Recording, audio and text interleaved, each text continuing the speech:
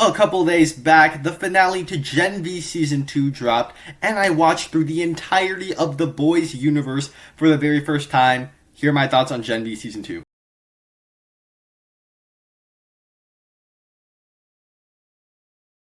Hi, my name is Nathan, and I like to talk about a lot of movies on this channel. If you're new here, down below in the comment section, share what you thought of Gen V Season 2 over on my channel. There's more content like this. Check those out once this video is over. And if you enjoyed this video, click the like button. Be sure to subscribe because that really does help a lot.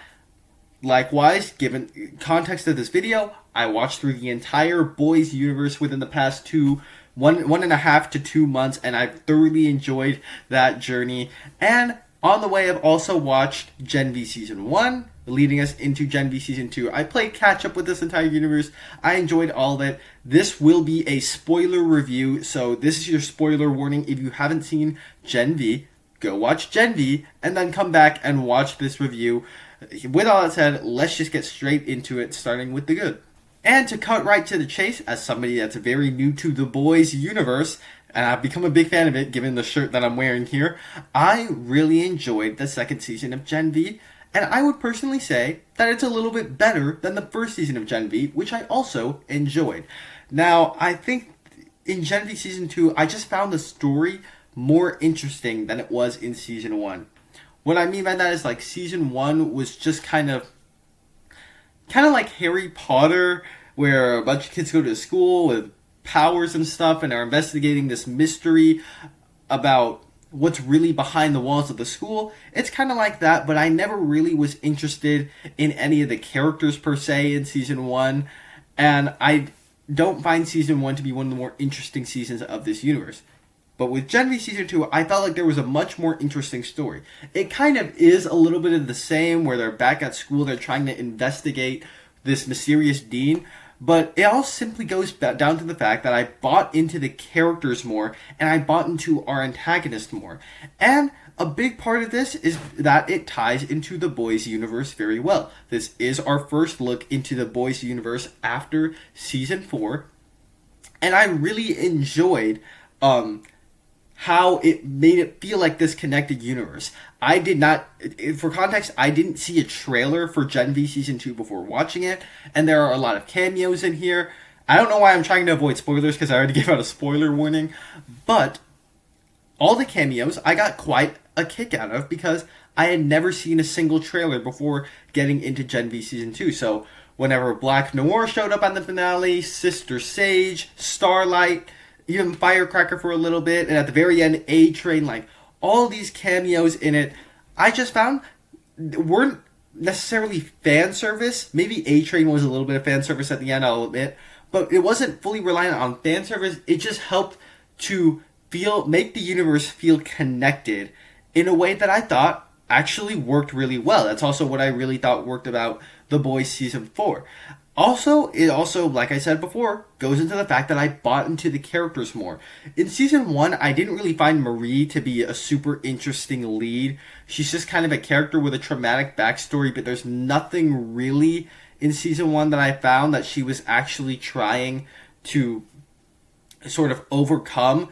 Thus, she came off as a little bit flat to me, and she just happened to be the POV character of Season 1. But here, we get a challenge for Marie, as we change up the dynamics a little bit, where we bring her sister into the mix, and we have her being like, the Dean Cypher is trying to tell her that she's the chosen one, she's more powerful than Homelander, and you give us an internal challenge inside of our character that I simply just think makes our character more interesting.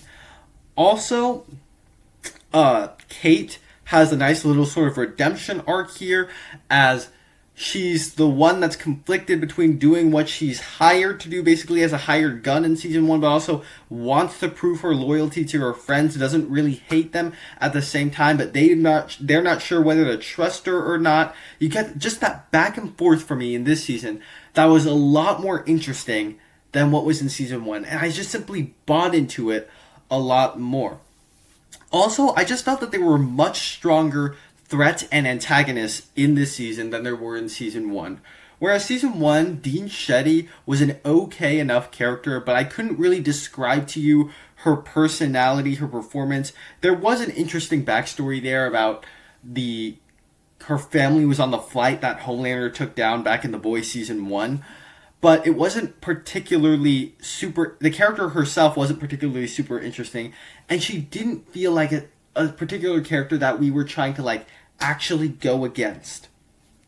Whereas with Gen V season 2, you get our character Cypher, who I think great performance from Richard Linklater, as he just does such a good job at portraying this mysterious character that you don't know a lot about. Is he a Supe? Is he not a Supe? And you're kind of guessing all along the way, all leading up to our big twist with Thomas Godolkin, which I think this twist works so much better than season 1's twist also. Like I said, I'm comparing season 1 and season 2 a lot. I like to think of them in their own terms, but I just felt that season 2 was I was a lot more invested in the mystery and the story there than season 1 was. And what I thought really worked was that, like, the twists just simply work better, as the old guy with burns ends up being Thomas Godolkin, who is the guy that is actually controlling Cypher and doing all this stuff. I thought that twist worked a lot better. It wasn't as predictable as the one in season 1 where Kate was like kind of the true villain of season 1, which I found a little predictable by the time I got to like the middle of the season.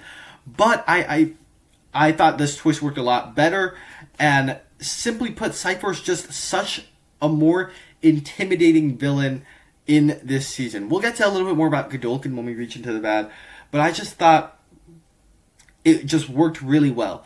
Likewise, the other thing you of course have to talk about with this season is the passing of the actor for Andre, Chance Perdomo, and I actually thought they found quite a nice way to honor him, to kind of memorialize him in a way by through the father character Polarity in particular, and kind of remember him. You feel this character's presence still all throughout the show through his father, and they kind of found a way to weave that in really well here, and it just works as a nice tribute to the actor at the very same time.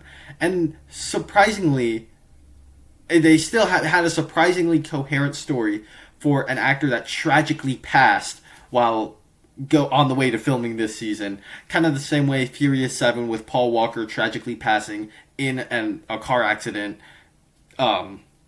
when Furious 7 came out. I don't know why the words got lost for me there. So it found a way to honor him really well. It tied the universe really together. There were stronger villains, there were more compelling characters, and a more of a story, like more of an interesting story that we were trying to reach the end goal to. It wasn't perfect though, so let's move on to the bad. And for me, I just thought there were some things in here that I think could have been managed much better, such as, like I mentioned earlier, Thomas Godolkin, where I think it's fun to see Thomas Godolkin here. I did not really expect him to become the main villain of the show, but they did waste him a little bit.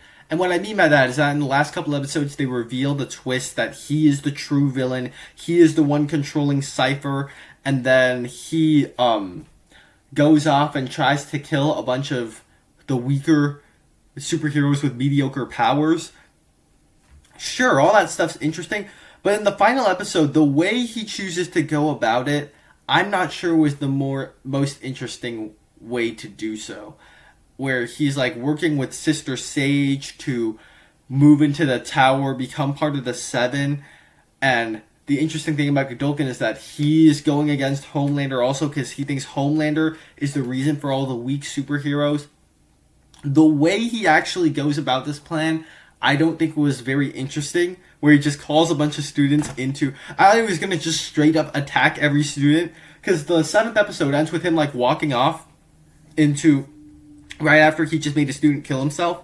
And so I thought it would be like an all-out, he just controls a whole bunch of people at once to kill themselves. And the way he does it is like, he forces the students to fight each other, severely injuring them. Just isn't the most interesting way to go about it. And no offense to the actor Ethan Slater, he was in Wicked, movie that I absolutely love. And he's in this, he plays Thomas Godolkin. I think he did a good job with the material, but I just didn't think he had as strong of a presence or as strong of a intimidating villain performance the way Richard Linklater did with Cypher, who's kind of just his puppet. I think Cypher was just so much more of like an interesting character, even though he was a guy that basically didn't exist. The performance I thought was just so much more captivating with Cypher than it was with Godolkin, which is a little bit frustrating. And also, Godolkin was a little bit wasted because you think that he is going to lead into The Boys. He's going to be in The Boys season 5, and there's going to be this conflict going on where he's trying to kill Homelander, and Sage, who has alliances with both him and Homelander, like they're trying to sort of stop him, but also aligning the loyalty to the Seven and things like that. I thought it might have played something out like that in season 5, and they kind of just kill him off very suddenly in this season, like in the middle of the final battle. Like he gets the upper hand for a little bit, and then she just ends up blowing him up as soon as Polarity shows up and things like that. And so Godolkin was definitely a little bit wasted, and it was frustrating that our puppet villain was actually more interesting than our main villain. And just the inherent nature of Gen V, like I said, I found the characters here more interesting than I did in season 1, but I just simply don't think the characters are nearly as interesting as our main cast of The Boys, as you could tell. Like, I don't think they're as interesting of characters just in general. But, all that said, just a real, for me, nice improvement over season 1 that I really, surprisingly, really enjoyed. Like, it's not trying to be, like, knocking it out of the park the way the first 3 seasons of The Boys do. It's just kind of there to be a nice bridge to lead into The Boys season 5, and ultimately made me more excited for The Boys season 5. I would say this is a better version of The Boys season 4, actually. Where The Boys season 4 kind of had all these meandering plot lines where not much happened in these. Not a lot of these were important. There was more hit or miss. And then our ending was really cool and interesting. But it was just like, the plot was just very sort of thin in The Boys season 4. This one had a more straightforward through-line plot that I thought tied together the universe really well and led into The Boys season 5, I think, in a way that got me more excited than The Boys season 4 did. Because The Boys season 4 was another just kind of setup season, but this was a more interesting setup season with a more clearer plot than The Boys season 4. Overall, I'll give it a B, but those are just my thoughts on it. Down below in the comment section, share what you thought of Gen V Season 2 over on my channel. I have more content like this. Check those out right now. Thank you guys so much for sticking on to the end, and I will see you in the next one.